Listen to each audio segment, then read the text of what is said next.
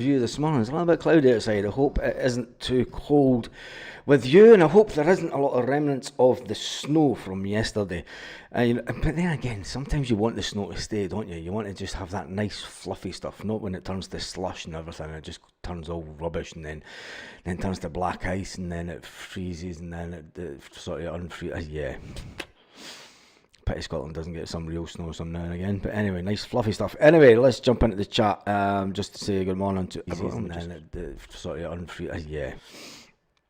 Carly was in the house asking me to free someone from the chat from being blocked. So I just went in and freed everyone. So you know your name and all the ones that have been banned in the past. Bring it on. Bring it on. There is no one banned on the channel anymore, so bring it on, I say. First up, we're going to talk about Kygo. Little Kygo, he took to Instagram this morning after his 100 that's the wrong one. Where's the Kygo one? Kygo, there's that one, and then we'll just increase the size of this. Yeah, Kygo took to Instagram this morning and it says 150 matches, 150 official matches. Thank you always. And a picture of Kygo putting one past Craig Gordon. Kygo 150 matches. I thought a lot of people thought he's probably going to be sold before then. But he's not been sold. But we need to talk about Brendan Rodgers. I'm going to listen to what Brendan Rodgers said again last night, because I never actually noticed the change of tactics that Celtic did during the game. So I'm actually going to watch the game back today again, just so I can see those little changes of tactics that Brendan Rodgers did to nullify the fact that Hearts didn't play the way that Celtic expected. Brendan, well done. How do you assess that win tonight? Well, it's a very, very good win. I think when you come here to Tynecastle and can win 4-1, excellent performance, especially second half. I thought first half they pressed it well and pressed it in a different shape than what we anticipated from having watching and Neil and his team. So we didn't quite play through as well as we wanted to, but once we figured that out and sorted it out at half time, I thought second half we got through that pressure really well, and and looked very, very good then going forward, solid from behind, but disappointed obviously with the goal that we conceded, but now to come here in such a difficult place to with a scoreline that convincing, then really pleased. Was it simple but important just to address that at half time about Hearts press and then kick on second half? Yeah, because they've been pressing in 4-4-2, and of course that's what we expected, but in game, and give credit to them how they did that. But our players, when we went through it at half time, and they adjusted it really, really well, and we could then play through in better numbers and then eliminate that press much better. So scored very good goals and kept going right to the very end, which is the mark of a good team. Rio Hatate was awarded the Player of the Match award, but Nicholas Kuhn's impact, can you just sum that up this season so far? Yeah, well, I think firstly it's a massive credit to those players that they've made long journeys. You know, if you think they're coming out of different time zones, or Japanese players, Ali Johnson, Lex Austin, Trusty, these guys are, Ali only joined us on Friday, having played 2 games, so they're given so much to the team and effort and commitment, and so just managing their minutes. But obviously Nicholas, like you say, his numbers absolutely incredible, but he's working very, very hard, and I thought his finish was absolutely superb. It was he's shown that he can make strikes, he can bend it in and score at back post, so yeah, it was really pleasing. It's a really busy period at the minute. How key will your squad be, and is that maybe proved when you bring Adam Ida off the bench to get a double? Well, it's going to be very important for us. I think the depth that we have, I'm really pleased with. It allows us to come in and allows them players to influence the game, which is what we want, and keep the energy in the game and keep the organisation. So before we'd scored, I was thinking of 1 or 2 other players to bring on, but eventually we got the second goal.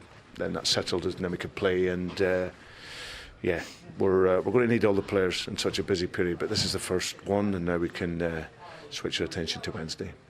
Switch our attention to Wednesday. But I think one of the big questions is how does Brendan Rodgers start integrating some of the younger players? because we all know the situation that we want to get younger players into the team. And I think I might do a video, and I might do a poll actually, about the need to expand the SPFL so that not every single game is completely cutthroat team. And I think I think that the only reason that he doesn't bring youngsters into the team, because if he brings a youngster into the team and he's not up to the pace, and if he's not up to the physicality of the game, and it goes wrong and we drop points, the fans are that fickle that the fans would then start pointing the finger and saying, Brendan, what the hell are you doing? It happened at the beginning of the season against Falkirk, remember? I mean, he changed the team so much. He changed the team so much against Falkirk, and Falkirk got in there with a chance, and Falkirk had a good go at us. And Brendan Rodgers put up his hands and said, look, maybe I made too many changes. But how does he... I mean, it's not the headache that we're going to have, and we all want to see the young players come through. But realistically, who do you drop from the bench for Brendan to bring in some of the younger players? Because it's a strong bench that we've got. It's a neat, tidy sized squad that we currently have, and the younger players ultimately have to prove to Brendan that they're better. They're ultimately better than what's in the first team. And it's a hard situation, because we know that's the reason that we've lost so many of the younger players so far. So I just think that even though the Brendan is saying that we will use all of the squad, maybe it'll be a time once we get past this busy period of December and January and we're out of the Champions League. But really, if you want the younger players to have their ambitions set that little bit higher to motivate them to get into that first team, you really need to bring them in and test them and test their mentality at this busy period. Bring them in with 10 minutes to go in the game. And I understand it was difficult yesterday, and it took us to the second end of the game. But when you look at it, we need to bring these younger players in to test their mental stability and their physicality for the games at this busy period, because it's okay when we've won the league.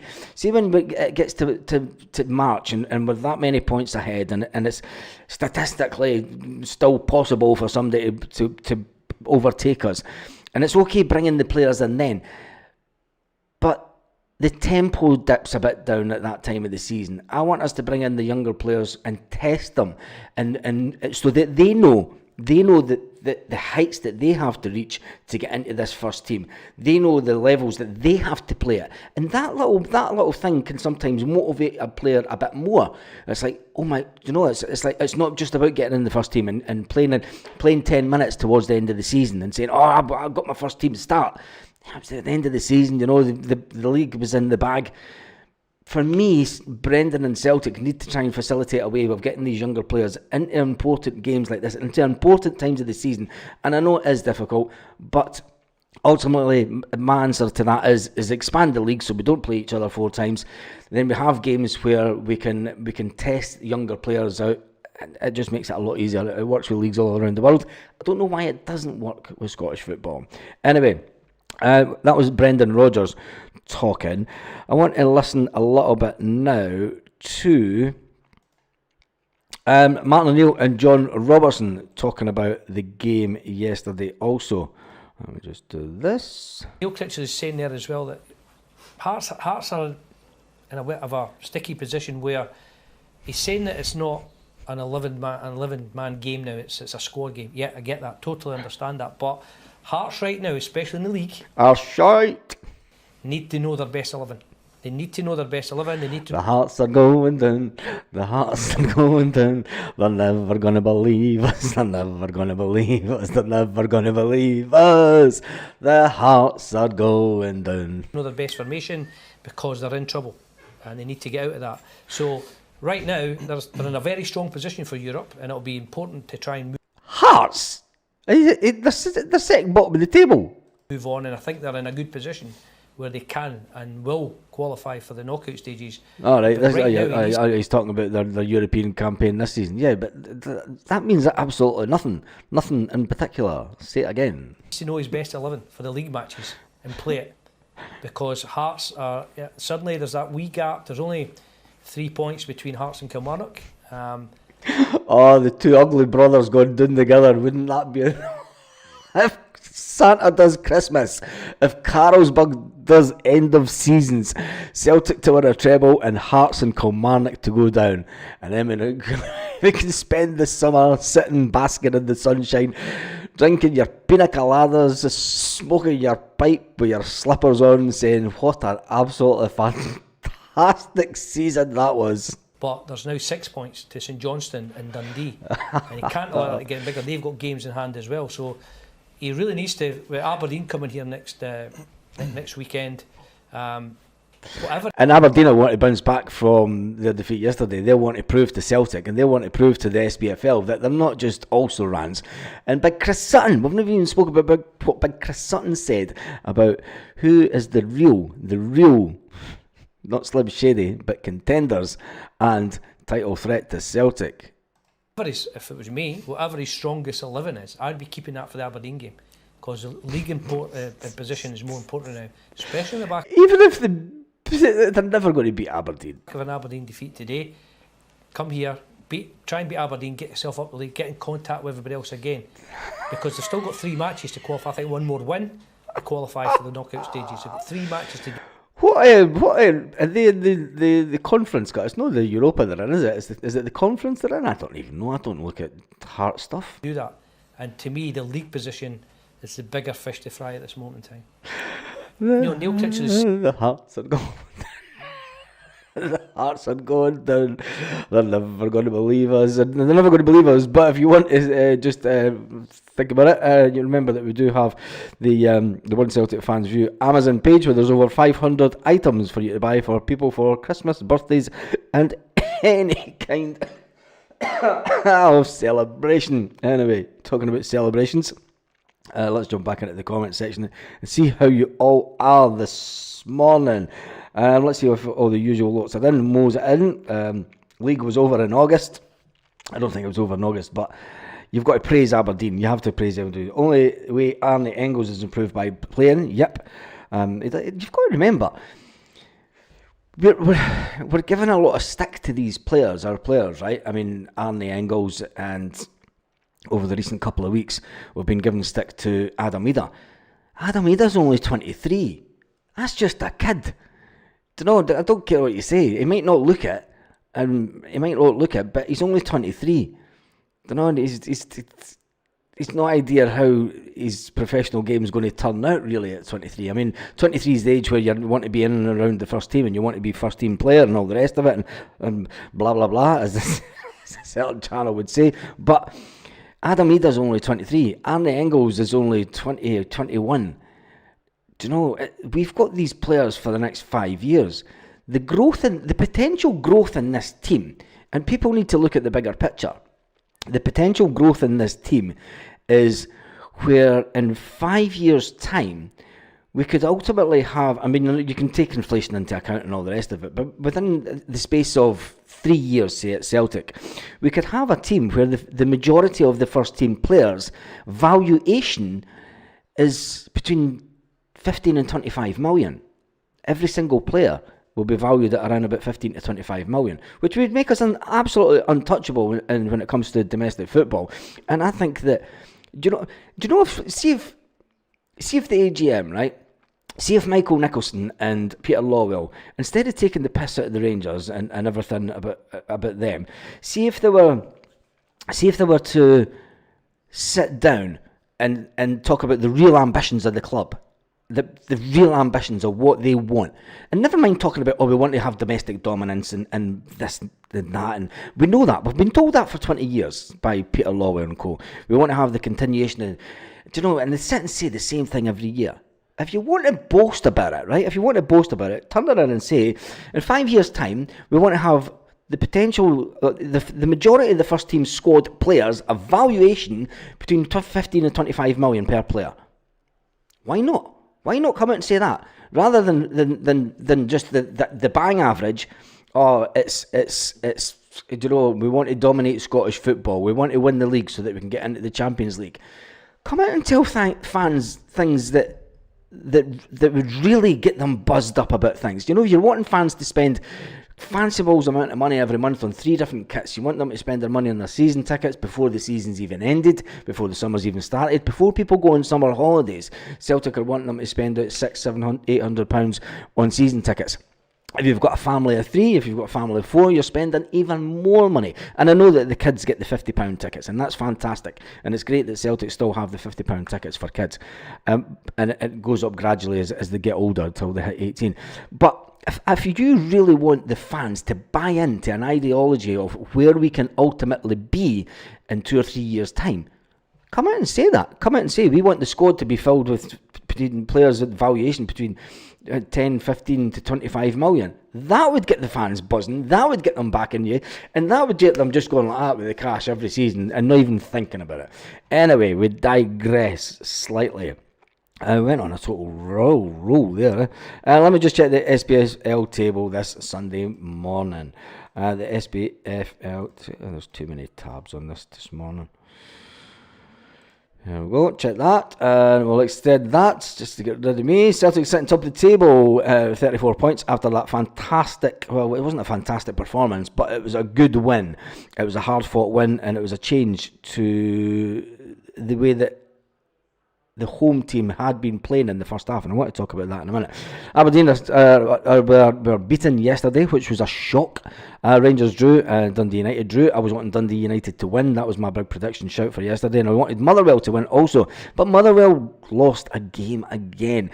If you really want teams to close the gap on Rangers, they really need to pick up their performances, and I think that's massive points dropped by Motherwell. It's massive points dropped by Motherwell. I mean, they could have closed the gap on Rangers also. And Dundee United, I thought if they could have got a cheeky little win, it would have been even better. Right, let me just jump on to what Chris Sutton said. Chris Sutton, and a hilarious little dig after the game yesterday once again. Talking about a phenomenal Celtic. Was it a phenomenal Celtic? I don't think it was a phenomenal Celtic. But as Celtic fans sang Beautiful Sunday, as Celtic fans sang Build a Bonfire, put the Rangers on the top, put the Jambos in the middle, and we know the rest of the song. Brendan Rodgers now sit clear at the top of the table. A huge couple of points clear of Aberdeen, and a huge 11 points ahead of Rangers. Yes, it is the minus 11 in Govan today, so make sure the likes of, if you have any neighbours, make sure that they're wrapped up well. Chris Sutton says that Aberdeen, not Rangers, are Celtic's real challengers. Chris, we all know that, and we all love the fact that Aberdeen are our nearest challengers, and we all want Aberdeen to stay. I want it to get back to the way that it was in the 1980s. I want to get back to the old new firm, which was obviously Aberdeen and Dundee United. I want them to be up there. When you look at the league positions, if we just grab this table again, I think that Dundee United and Aberdeen, if they can get back to the kind of form that Aberdeen, they just need to get back to winning ways. They'll see it as too many points dropped. And do Aberdeen have the squad? They've not got European football, so I think that Aberdeen will get back to winning ways against Hearts. Dundee United, can they get back to winning ways? That's a couple of games drawn. I don't know, a couple of games drawn, a couple of lost games. They could have been right up there pushing the Sevconians. I want the Scottish football. I want the best of Scottish football. And I want Celtic to be dominant. I want Celtic to be the biggest and best form that we can. But ultimately also, for people to stop having a dig at Scottish football, I think that it does need expanded. And if we can get back to what it was in the 1980s, a very long time ago, and there's a lot of people on this channel that will remember those days fondly, with a nice little smile on their face and go, the 1980s were the day, Baz. Oh man, I was like getting it big loudy on the dance floor. Oh, the women were bang tidy back then. and all sorts of garbage like that. And but thinking back and having a little memory box, you see what I did there? The wee nod to the Celtic Christmas video. Nice little memory box looking back to the 1980s. And when I open my memory box looking back to the 1980s, I see Aberdeen fighting hard in Europe. Dundee United beating Barcelona in European football. And Rangers sitting down about 4th, 5th and even 6th in the league. If you don't believe me, go back and check the early 80s to see exactly where Rangers sat. And it was a good time for Scottish football. And I think that we had a bigger league then, and you didn't have to play each other 4 times. I think the nail coffin to Scottish football has ultimately, and should we do a poll? Let's do a poll. How many people are online? 270 people online.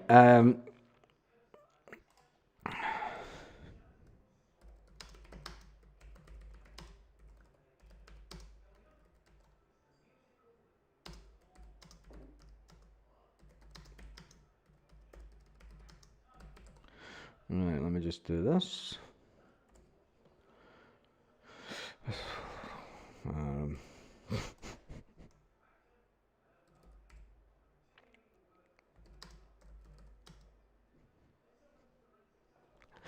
I'm going to do a poll. I should have done one earlier because there's been over 700 people on the live already. There's 263 people still in. So let's even get 100 votes for this poll.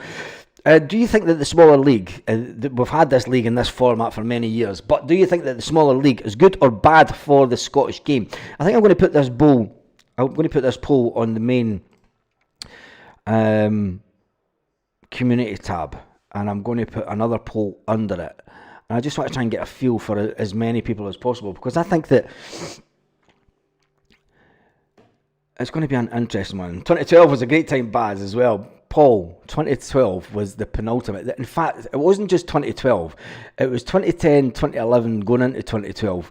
I mean, we remember that time fondly, and the fact that we knew that they were in serious financial trouble and that they were never going to cope. And at that time, the Rangers tax case was big all over Twitter, and then Phil, whose name isn't Phil, who's the reporter that comes out of Ireland, he was digging up all sorts with the mess that the old Rangers were in.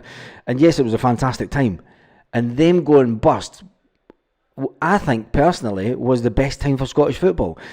Not having them in the league was fantastic, if you ask me. People say that we need a strong Rangers. I can remember people saying on the bus that I was on at the time, that I was bus convener of, they were saying, look, we need a strong them back. And I told them at the time, you're never, ever, ever going to get us, and this is younger guys at the time that never really lived through what happened with them in the 1990s, but they're never going to get back to what they were in the spending power and the capacity. They had one chance, and that was more than likely the last season when they had that massive amount of money that they made. But the fact that they had so many directors' loans, they're never going to get to the level that Celtic are at. It's going to take them another 10 to 15 years to get anywhere near where Celtic are right now at this current moment. I mean, they'll say, it'll take 50 million investment.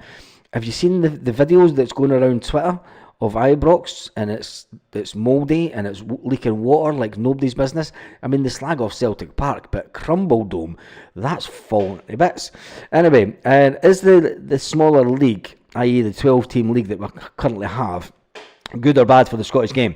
And 43% are saying yes, 39% are saying no, and 19% are saying don't care. And there's been 57 votes already. There's 256 people on, so let's see if we can get this up to 100 votes. And then what I'll do is I'll stick it on the community tab. I've clicked for it's bad. I think personally it's bad. I think that it's bad for 2 reasons, and I'll give you my reasons that I think. I mean, I still want to talk about the game yesterday and little tweaks that Brendan Rodgers made, but I'm going to tell you the video was hilarious, mould everywhere. I know, Angling Ayrshire. I mean, I'd seen it this morning, mouldy and leaking water. It was like, holy Jesus, man! And they go in that they're the best stadium in Scotland. Yeah, the best stadium in Scotland. I think I need to stick it up on the channel just for the Banter Years videos, because we do. I mean, I think I'm probably the original for the Banter Years videos going way back. Anyway, when you look at the league, I'm going to give you my reasons for expanding the league, right? Number one, my reason for expanding the Scottish SPFL is getting rid of playing each other 4 times. I think playing each other 4 times is an outdated thing. It's not good. It's past its sell-by date, and there's too many teams that are comfortable. When you look at the table, there's too many teams that are comfortable knowing that 3 wins and we'll get out of the relegation zone and we'll get into the middle part of the table. And then, what? I mean, you just had to listen to flipping Hearts Creep a couple of minutes ago saying that, it's 6 points. 6 points gets you back up to around about 7th in the table. Is that really good for Scottish football? Extend the league, make it bigger. There's a lot of teams in the Championship that could be in the SPFL quite easily and sustain. If you want Scottish football to produce younger talent, is my next one, right? My second one. If we want to bring youth through into the modern game, if we want to give youth the opportunity to get first team games, you have to have less cutthroat games where it's a must win. Every game for Celtic is a must win. Every game, right? But I'm not disputing that. But when you look at Dunfermline and Falkirk, for one, Dunfermline and Falkirk, I mean, they two have a riot when they play each other. Could you imagine the Coppers when they were in the SPFL, if Dunfermline and Falkirk were in the SPFL? That'd be brilliant. I mean, you've even got the money that Rafe Rovers are investing. Rafe Rovers are spending some funny money. And I drove past, I was on the train last weekend, going past, and the game was on at Rafe Rovers. And it was disappointing to see that it wasn't a full house. They turn up for big games, even in that league. But I mean, I know it's November and folk are out shopping and stuff. But anyway, Dunfermline have achieved very little. That's because of the money that in the league that they're in. Dunfermline actually have a good pedigree when it comes to European football and success in a bygone era. But getting these other teams in, it makes it easier. And this is why I'm getting it, making it bigger. Bringing in these other teams into the SBFL and having the ability to then bring in younger players.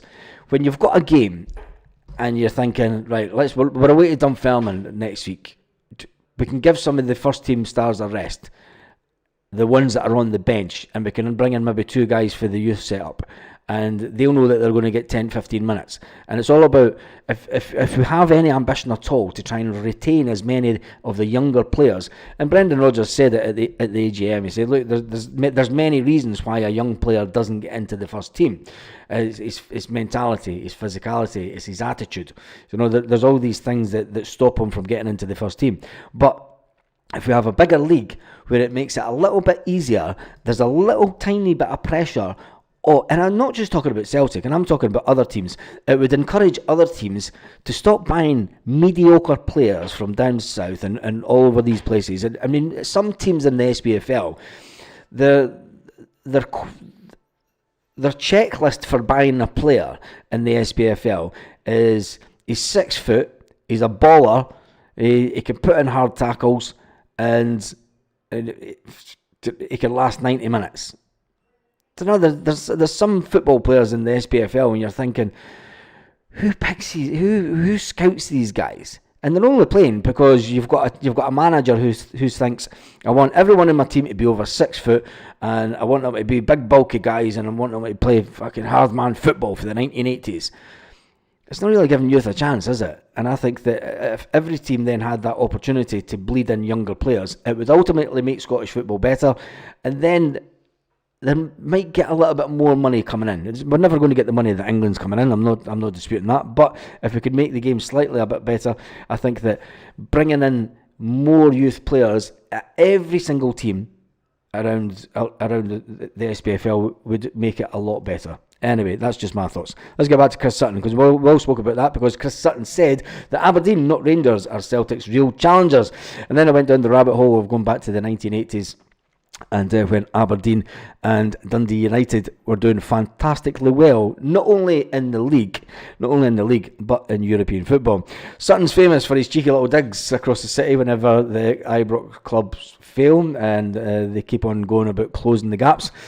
This channel as well has a good little few videos about the banter years, and the banter years videos do quite well. I've just noticed I've been on for absolutely ages this morning. Jesus, not like me to be on this long for 29 minutes on a Sunday morning. Anyway, I done the poll. We're 6 votes away from 100. Let's get at least 100 votes in the poll. Is the smaller league in Scotland good or bad for the Scottish game? Is the smaller league good or bad for the Scottish game? And it's neck and neck. It is neck and neck. I'm just going to jump into the comments and see what everyone is saying. I'll see if we can get some else. When you paying the tax, man. It's a disgusting club. When you pay the victims. Is that all you've got? Is that you jump on? You jump onto a Celtic channel? I'm an orphan. Jesus. Oh my God. There's always one, isn't there? There's Paul Baird. That's it, Carly. Oh, Jesus. Carly, you're getting the spanner. This I was one. Oh, my goodness. Pay the victims. Very disgusting club. Where you paying the victims? Should we start blocking them again? Or should we just leave them? Give me some block or leaves. The back door kicked in more times than Lana Wolves. Oh my goodness. Elite Forever says, would you say that some cheap championship players are way better than anything in the spell like either? I don't know. I don't watch enough of the championship football, I'll be honest. But they all have every player has the potential, and I think that if Scott Brown's team finished third in the table and they don't make it up this year, do you know? Well, Scott Brown say that as Scott Brown's in a fantastically competitive league. You know, I would like to see the likes of Ayr United and teams come up. I just think it would make it a little bit. Carly's got a spanner. That's it. Can you actually give them times out, or can you ban them? I need to go and check that. Anyway, Carly, you've got the spanner. You can deal with it. It's sausage and it's square. I laugh listening to that mob. Yep. Is it not even set for subscribers this morning? I can't even remember if I said it for subscribers, which means that he's actually had to subscribe and come out. No, it's not set for subscribers. Anyway, we're sitting top of the table. It's a fantastic day. The game yesterday, I thought it was an interesting game. Hearts started the game playing a different kind of way that Brendan Rodgers expected, which means that when it got to half time, Brendan Rodgers had to make some tactical changes to the team, and we saw that during the game with Arne Engels sitting a little bit closer to Callum McGregor, so that allowed Rio Hatate to go that little bit further forward, and it just shored up the middle of the midfield sometimes. Then again, it then comes down to the old adage and the old question that I posed on many, many occasions. Should we be playing 3-5-2, especially when you've got the likes of Hearts that go against us for 4-4-2? Would 3-5-2 be better for Scottish football? Brendan Rodgers is never going to change the way that he plays. Anyway. Why Hungarian sausage? Are you looking for some Hungarian sausage, or are you after some Scottish sausage? Anyway, I've had enough of the chat today. That's absolutely mental. Let's finish off the poll. We have managed to get 113 votes. Is the smaller league good or bad for the Scottish game? 38% say yes, 42% said no, which I think was interesting. They don't think that the smaller league is good or bad for the Scottish game. And 20% say it's don't care. Interesting. I might do a bigger poll on that, and we'll on the community tab. Anyway, that's the poll ended. Let me see the final results. Is the smaller league good or bad for the Scottish game? No. I should have put out the answers good and then bad. That would have made it easier for folk. Anyway, that's us done and dusted for this morning with 115 votes. Celtic top of the table. We've got a fantastically important game on Wednesday night. It's back to the Champions League. I think we'll start talking about that tonight. We'll jump on a live tonight at some point. Make sure that you kick remember about 5 o'clock Celtic part-time, or 4:30 Celtic part-time. We might jump on and live and we'll start talking about the Champions League game, as that is where it is all at. That's where the big money is made, and that's where Celtic want to be sat at the top table, looking down on as many teams as possible. Yeah, join us later on this afternoon where we can talk about everything Champions League and our aspirations for the Wednesday night game. On that note, have a fantastic evening. Celtic fans all over the world, and even to the odds like weirdos that keep coming into the channel. Anyway, see you later on. It's not that one, it's the wrong one. Anyway, bye.